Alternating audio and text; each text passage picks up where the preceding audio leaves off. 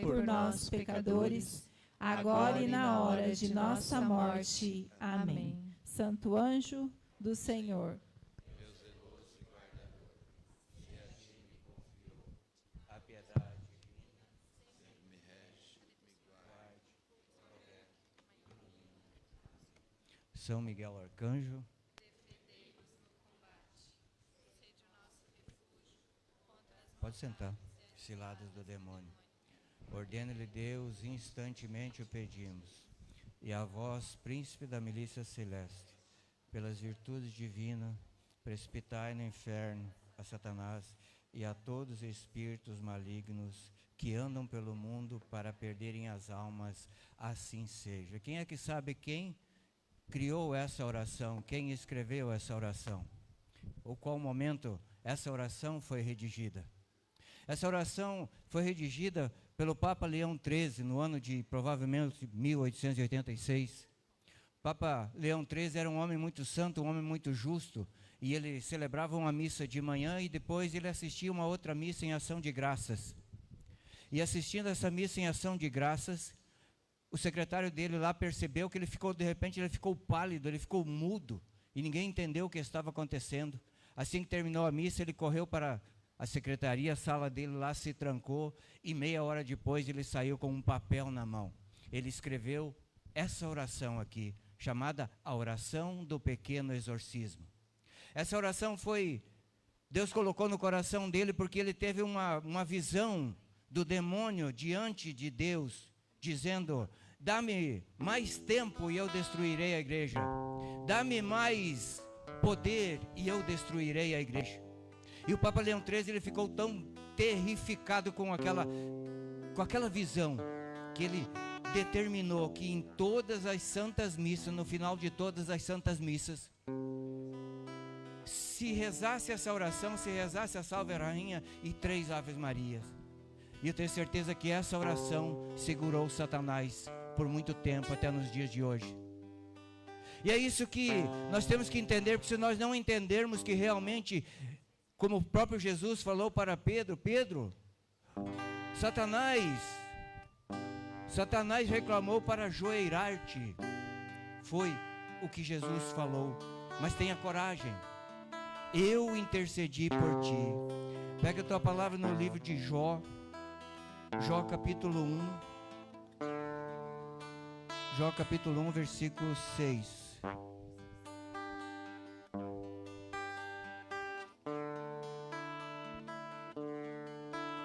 Jó capítulo 1, versículo 6.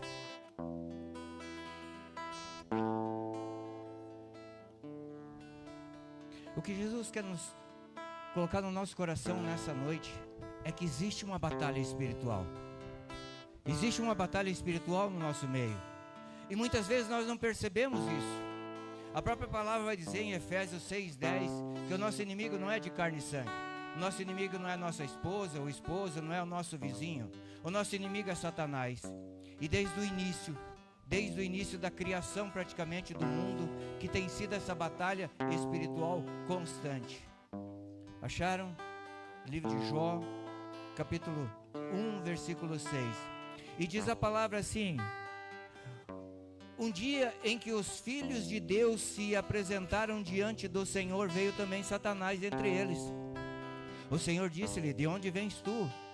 Andei dando uma volta pelo mundo, disse Satanás, e passeando por ele. O Senhor disse: notaste o meu servo Jó?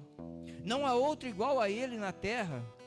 É um homem íntegro, reto, temente a Deus, e se mantém longe do mal. Mas o Satanás respondeu ao Senhor: é a troco de nada, acaso que Jó teme a Deus?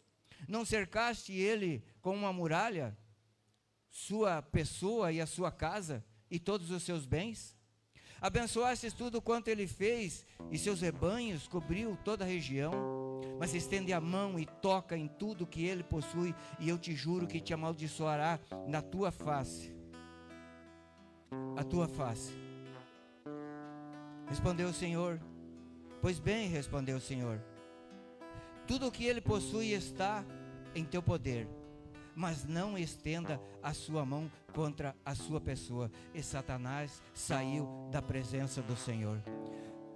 Amados, nós temos que entender que todas as vezes que nós nos colocamos em batalha espiritual, existe um preço a se pagar. A graça quem dá é o Senhor, mas existe um preço a se pagar.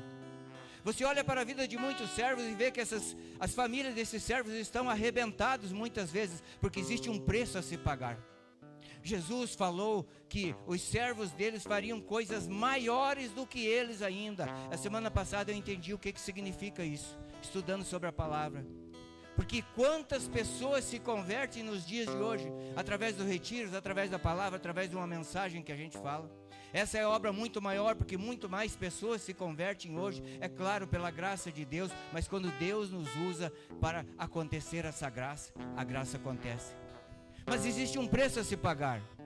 Se nós abríssemos o microfone aqui essa noite, passaríamos a noite inteira coletando relatos de servos que quando estão prontos para servir no retiro, aí começam as coisas a dar errado, e dá um problema no carro, e dá um problema nas crianças, e as crianças têm febre, e acontece coisas.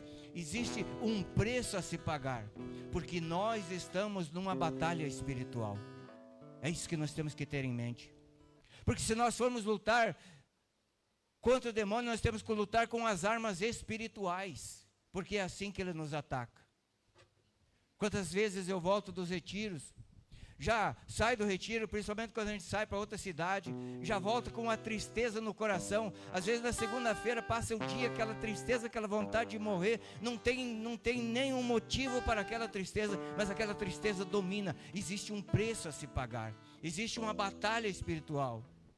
Eu brincava com o Ricardo que ontem fui visitar ele, e ele falou assim que ele tinha um desejo no coração de fazer um curso sobre o ministério de cura, né? De cura interior. Falei, meu amigo, eu quero fugir disso, porque existe um preço a se pagar por isso. É claro que já Isaías dizia que é o Senhor quem carrega os nossos males, é o Senhor que carrega as nossas dores, mas aqueles que são usados para que aconteça esse milagre, aconteça essa graça, também acaba respingando nessa pessoa. E existe um preço a se pagar. O demônio, ele não brinca. E o demônio tem uma raiva muito grande dos servos de Deus. O demônio tem uma raiva muito grande de Deus, mas ele não consegue chegar até Deus, porque ele é uma criatura.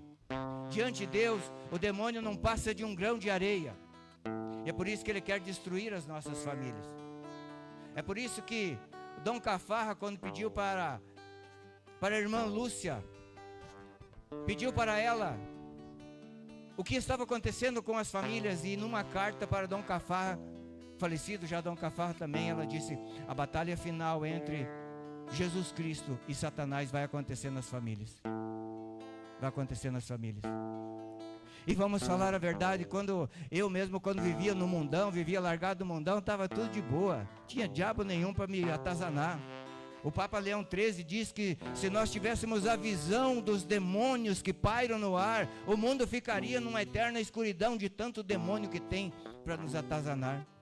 É claro que tem um número muito maior de anjos, mas nós temos que entender que existe sim a força do mal, existe o demônio, e ele vem nos tentar, e Deus permite. E entenda que Deus permite muitas vezes, e nós não entendemos que é uma visita de Deus, que é a misericórdia de Deus, quando a cruz aparece na nossa vida. A gente se desespera, é ou não é? Mas logo eu que prego na comunidade, logo eu que sou intercessor, logo eu. É ali que Deus prova a gente. É ali que Deus prova a gente. Sabe, Santo Tomás de Aquino diz que Jesus, ele não precisaria ter morrido na cruz para nos salvar, não, ele é um Deus. Bastaria uma lágrima de Jesus, bastaria uma prece de Jesus, bastaria uma gota de sangue que caísse de Jesus na terra e o mundo todo seria redimido. Mas nós temos que entender que o amor de Jesus humano por Deus Pai foi tão intenso, que acabou apagando todos os pecados. Ele acabou cobrindo todos os pecados do mundo, de ontem, de hoje e de amanhã, do futuro todo. Porque Ele nos amou profundamente, Ele nos deu a oportunidade de amá-lo na cruz também. Aplauda Jesus que nos dá as cruzes.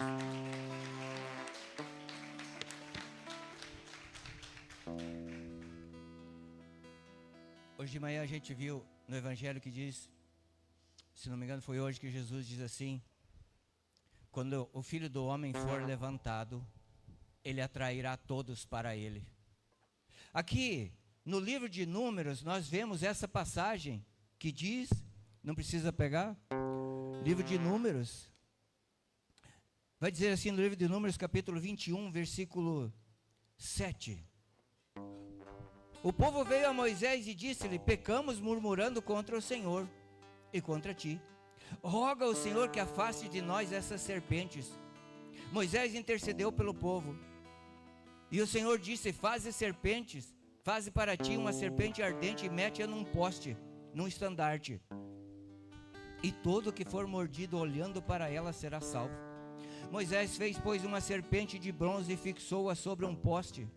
Se alguém era mordido por uma serpente e olhava para a serpente de bronze, conservava a sua vida. Era a serpente que curava o povo? Não, não era serpente. Primeiro nós temos que entender que o povo, aqui tinha mais ou menos 2 milhões de hebreus caminhando no deserto. E dizem os teólogos que mais ou menos 10% deles foram atingidos pelas serpentes. Por quê?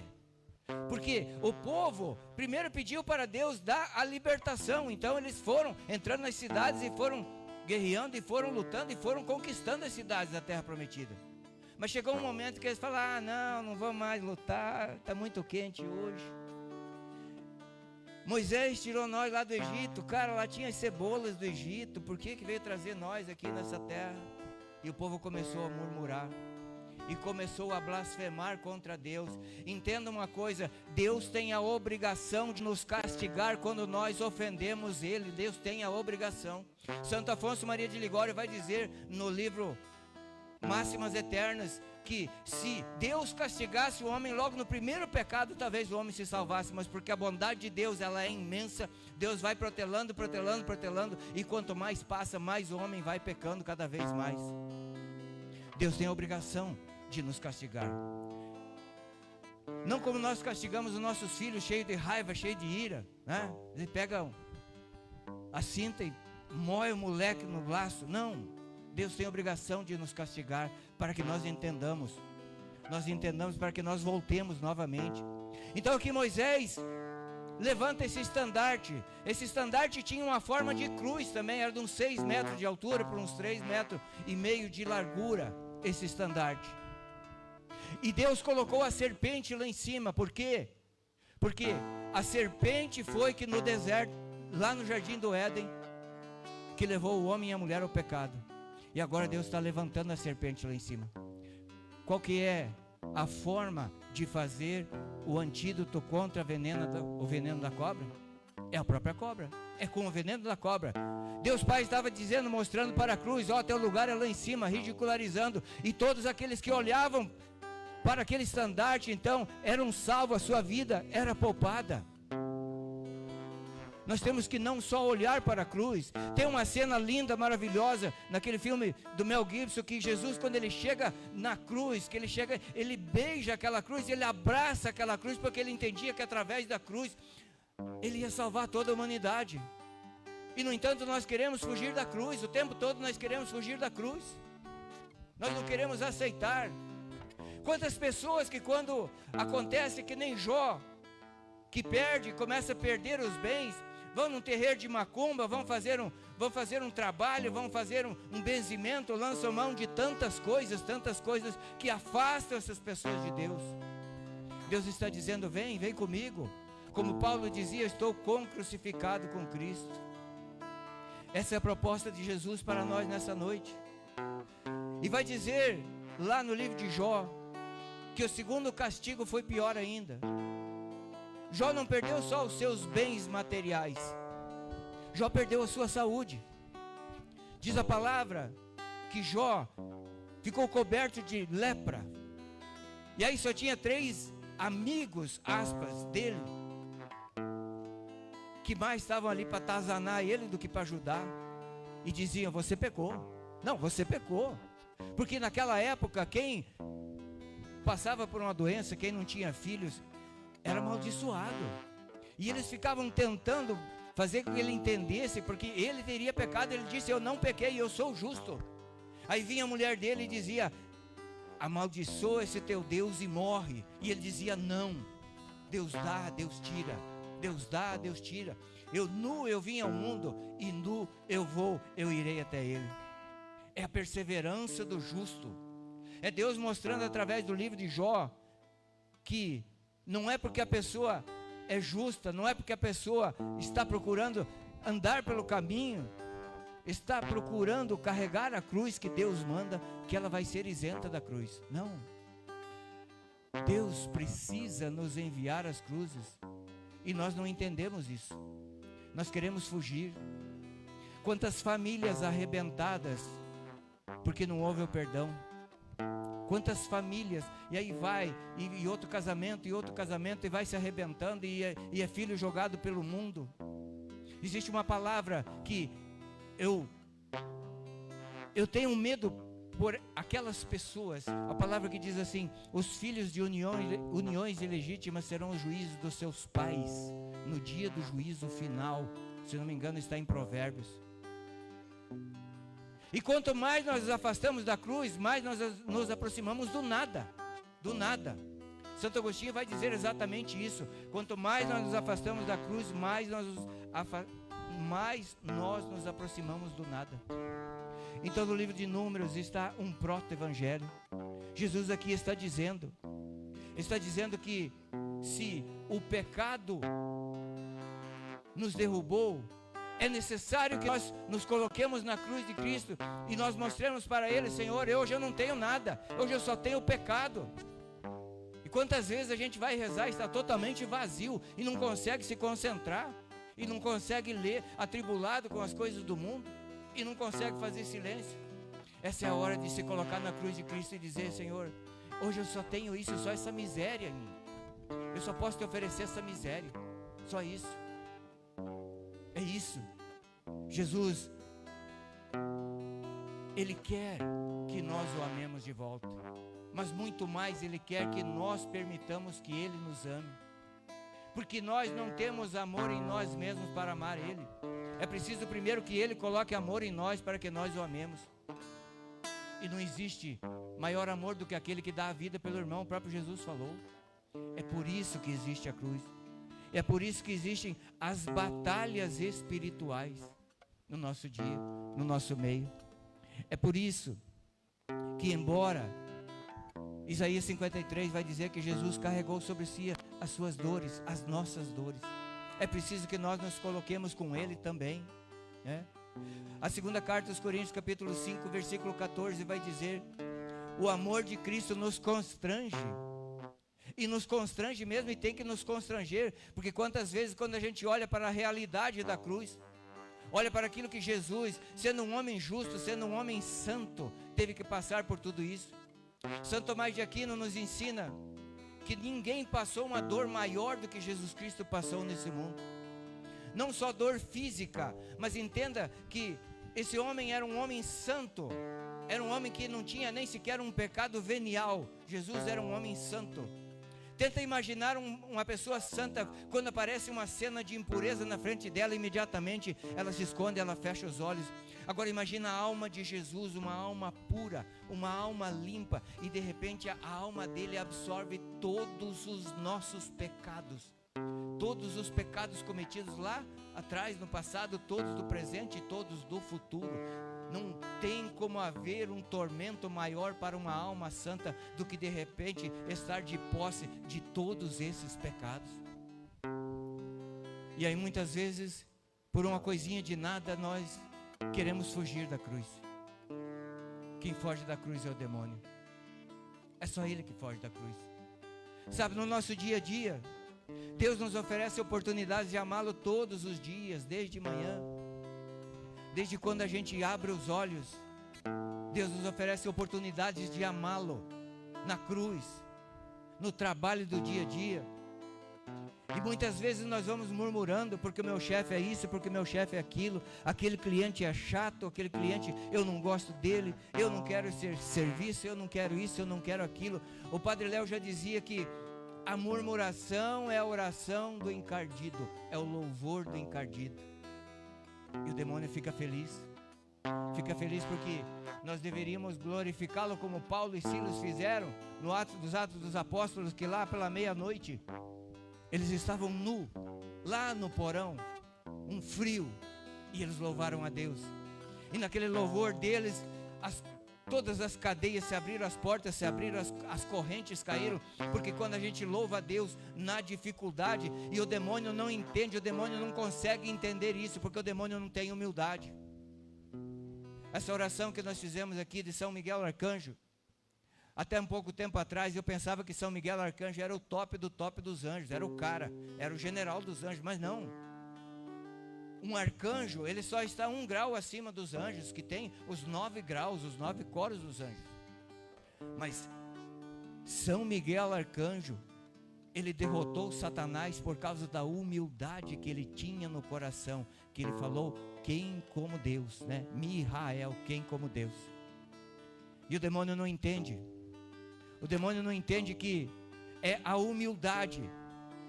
As primeiras gravuras, as primeiras artes que se fazia do demônio era de um ser horrível, aqueles cascos de bode, mas ele não tinha joelhos, que ele não consegue se ajoelhar. O demônio não consegue se humilhar. Ele consegue imitar a Deus até mesmo no louvor, mas na humildade não, ele não consegue. E a cruz é a oportunidade que Deus nos dá para nós nos humilharmos, para nós nos santificarmos no dia a dia. Nós estamos no tempo da quaresma, nós estamos num tempo oportuno, num tempo propício, num tempo maravilhoso. A igreja, a nossa igreja, ela é sábia. Ela é sábia. Existem os tempos fortes dentro da liturgia da igreja, e o tempo da quaresma é um dos tempos, se não o tempo mais forte que tem. É um tempo que nós não podemos perder essa oportunidade para nos colocarmos mesmo na presença de Deus e dizer, Senhor, hoje eu quero desagravar todo o teu sofrimento na cruz. Me permita sofrer um pouco do teu sofrimento, mas me dê forças, porque senão eu não consigo. É um tempo de nós jejuarmos. Eu vejo quantas famílias hoje estão rezando com o Frei Gilson. Que maravilha, que bênção, Deus seja louvado. Graças a Deus, Deus tem feito obras maravilhosas no meio de nós, na nossa paróquia, na nossa diocese. A gente tem visto as pessoas se voltando para Deus. Deus seja louvado por isso. Mas existe uma multidão ainda lá fora que estão precisando que alguém fale, olha, é necessário carregar a cruz, e nós estamos numa batalha espiritual. É necessário que nós carreguemos a nossa cruz. É necessário que ao nós passarmos pelos sofrimentos do dia a dia, nós ofereçamos para Jesus pela conversão das almas. Pela conversão das almas. Essa é a oportunidade que Deus nos dá. Mas aí, diante de tudo isso, se pode dizer assim, mas não fui eu que comecei essa batalha. Mas não foi mesmo. Mas não tem como fugir dela. Essa batalha teve um começo, e essa batalha terá um fim. Essa batalha já tem o vencedor, que é o próprio Jesus Cristo. Mas se eu decidir não lutar, eu já perdi. Essa batalha vai vencer quem ficar mais tempo no ringue. Mais tempo no ringue. E segundo o Padre Paulo, a gente tem que ficar no ringue até 5 minutos depois da morte. Quando a carne ainda está mexendo um pouco, nós temos que perseverar. Nós temos que pedir a perseverança final. Essa batalha começou lá no livro do Gênesis. Gênesis 3,17 vai dizer assim: em seguida disse ao homem, porque ouvistes a voz da mulher e comestes o fruto da árvore que te havia proibido de comer, maldita seja por toda a tua causa, tirarás dela com os trabalhos penosos o sustento dos teus dias. Olha aí quantas vezes a gente murmura por causa do trabalho. Aqui Deus está dizendo que é uma forma de santificação, a forma do trabalho, de nós trabalharmos com amor. de fazermos com amor para fazer as pessoas se sentirem bem o nosso trabalho. E disse para a serpente: eu porei ódio entre ti e a mulher, entre a tua descendência e a descendência dela. Essa te ferirá a cabeça e tu lhe ferirás o calcanhar. Aqui que tudo começou. Eu não sei quanto tempo nós teremos ainda nessa terra.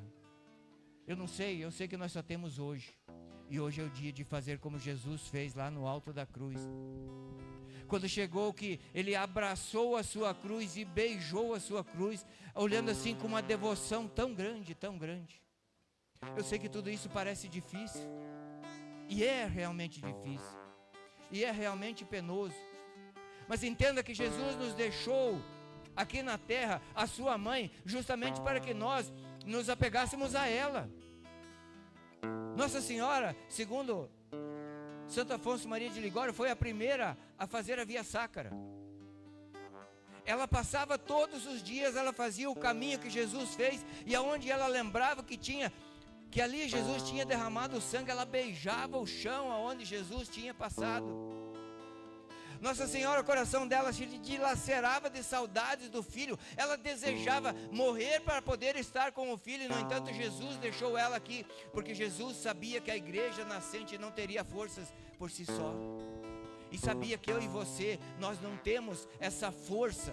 É graça sim, mas quando Jesus deu a mãe, disse para João: eis aí a tua mãe. Estava dizendo para cada um de nós: eis aí a tua mãe. Pede para ela. Pede para ela. É uma arma que nós temos para nos ajudar, para nos levantar, para nos ajudar a carregar a cruz. A carregar a cruz. Aqui vai dizer que Maria pisa na cabeça da serpente. Outra tradução vai dizer também que Jesus, na barriga da mãe, pisa na cabeça da serpente, não importa. Maria pisou a cabeça da serpente quando ela disse o sim, ou faça-se. Jesus pisou a cabeça da serpente lá no Calvário. E nós pisamos a cabeça da serpente todos os dias que nós aceitamos as cruzes que Deus permite na nossa vida e nós abraçamos a cruz. Fecha teus olhos agora. Depois de tudo isso que nós vivemos nessa noite maravilhosa, nós que agora estamos nesse tempo de quaresma, esse tempo justamente de um coração que vai se amoldando, um coração que vai, como diz Isaías, que Deus vai amoldando. É um tempo especial. Nós não poderemos perder nenhum dia dessa quaresma.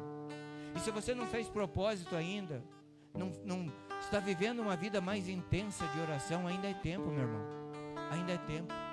A quaresma é um grande presente que a igreja nos dá. A sabedoria de Deus moveu a Santa Igreja para que nos colocasse à nossa disposição esse tempo. Faça esse propósito. Eu tenho certeza que Deus já mostrou no teu coração quais são as cruzes que você tem dito: não, eu não posso carregar, eu não quero carregar. Eu não sei se é lá no teu trabalho, na tua casa, eu não sei. Mas saiba que essa cruz que Jesus permitiu na tua vida, é essa cruz que vai te levar para o céu. Essa cruz é a ferramenta da tua santificação.